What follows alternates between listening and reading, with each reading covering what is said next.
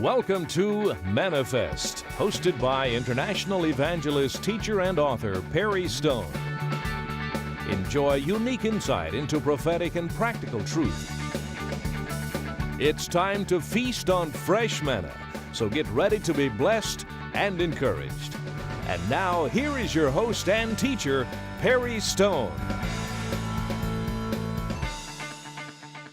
In the 17th century, the Star of David became the emblem of Judaism, and later the enemies of Israel would take yellow stars in mocking the Jews and make them wear arm patches and put it on the back of their clothes, and this is what Hitler did in Germany. He made the Jews wear the yellow star in a form of identifying them of Jews, but also in a form of mocking them. Isn't it amazing that the emblem that mocked them, that caused them to go into ovens and kill 6 million of them, was later stuck on a blue flag and hung over the nation of Israel?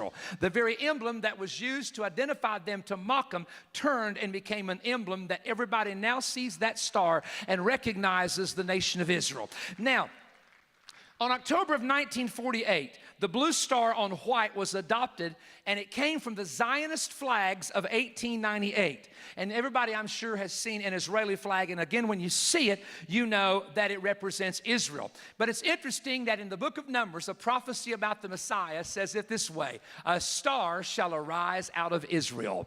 And we know that that's Jesus, but notice how a star arises every morning out of Israel when the flags are hung all across the nation. I'm not saying it's a fulfillment of that prophecy, but I'm saying it can have a dual application. Now, these three religions, let me talk to you because you're going to learn a lot tonight. You're going to think you're in a college class somewhere on Islam 101.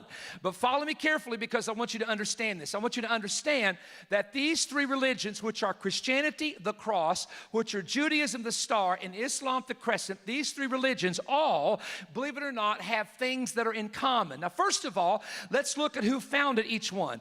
Abraham, Jesus, and Muhammad. The Jews believe that Abraham is the father of their faith. We believe that Christ is the beginning of the Christian faith. Muhammad is the beginning of the Islamic faith.